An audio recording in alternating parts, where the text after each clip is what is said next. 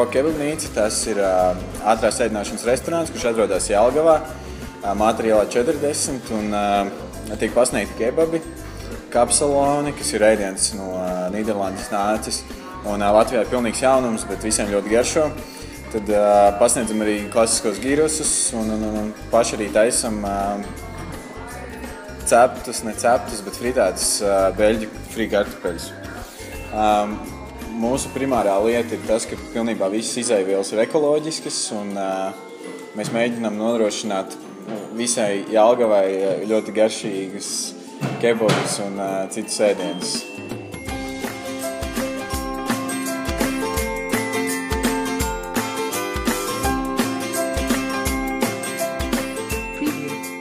Ideja par kebabnīcu radās jau aptuveni 2 gadus atpakaļ, kad sapratu, ka Jelgavā vispār nav kur dabūt kebabu. Un tā arī ir viena no tām lietām, kas man pašam pietrūka, jo man ļoti garšo kebabs. Un, jā, mums Jelgava ir pietiekami liela pilsēta, bet vienkārši nebija piedāvājumi.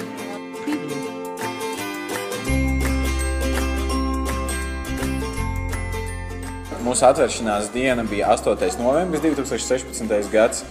Un šobrīd ir pagājuši aptuveni 2 mēneši. Mēs joprojām esam ļoti lielā sākuma stadijā un risinām kļūdas un uzlabojam gan ražošanas procesu, gan klientu pieredzi. Bet jā, tad pati kebabnīca atvērta ir 2 mēnešus, taču strādāts pie tās tika jau no jūnija, kad tika atrastas telpas un strādāts pie interjera un visiem pārējām nepieciešamajām lietām.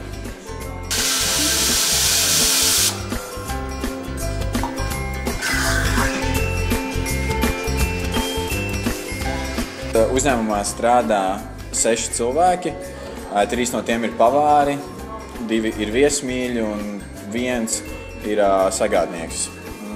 Diezgan svarīgi bez visa šī kas notiek šeit uz vietas, ēdienu gatavošanas, pasniegšanas un vispārējā ir sagatavoties ārpus darba laika.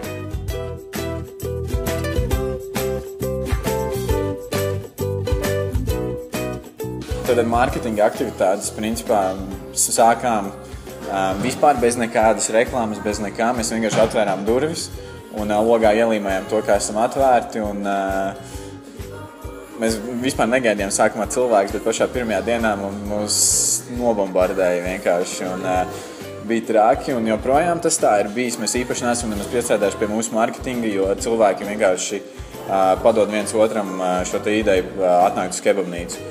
Un, taču pirms pāris dienām mēs sākām diezgan aktīvi strādāt mūsu sociālajos tīklos, kas ir gan kā bezmaksas reklāma, taču mēs izmantojam arī maksas pakalpojumu, kas ir reklāmas ieteikšana. Un vienu bildi, kuru mēs iepostojām, vienas nedēļas laikā sasniedz aptuveni 25,000 skatījumus, iztērējot tikai 7 eiro. Un ir krietni, tieši pēc šī posta ielikšanas, krietni redzams apgrozījuma pieaugums katru dienu. Un es domāju, ka arī to mēs arī turpmāk izmantosim kā mūsu galveno mārketinga kanālu, tieši sociālos tīklus, jo tieši mūsu klienti, kas ir pārsvarā uzturās tieši tajos. Un tieši katru dienu mēs viņus varam sasniegt tieši tur.